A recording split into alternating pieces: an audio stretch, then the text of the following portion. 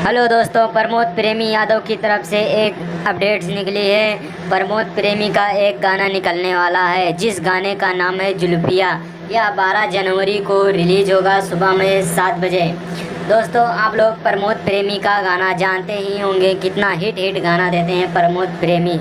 और यह गाना एंगल म्यूजिक चैनल ऑफिशियल से रिलीज होगा, जो आप लोग जाकर देख सकते हैं। दोस्तों, यह 12 तारीख सुबह 7 बजे रिलीज होगा। दोस्तों, आप लोग प्रमोद प्रेमी के इस गाने को अपना प्यार दुलार दीजिएगा दोस्तों, क्योंकि प्रमोद प्रेमी का जितना भी गाना निकलता है एकदम बवाल होता है दोस्तों। और निकलते ही प्रमोद प्रेमी के फैंस उस गाने को सुनने के लिए पागल हो जाते हैं। दोस्तों, वीडियो को शेयर करें और जितने भी प्रमोद प्रेमी फैंस हैं उन तक यह वीडियो पहुंचा दीजिए दोस्तों, ताकि जितने भी प्रमोद प्रेमी फैंस अभी तक नहीं जान पाए हैं प्रमोद प्रेमी का गाना निकलने वाला है, वो लोग जान जाएं, ताकि प्रमोद प्रेमी यादव का गाना सुन सकें। और प्रमोद प्रेमी का यह गाना बहुत ही हाई लेवल का है, जुल्फिया।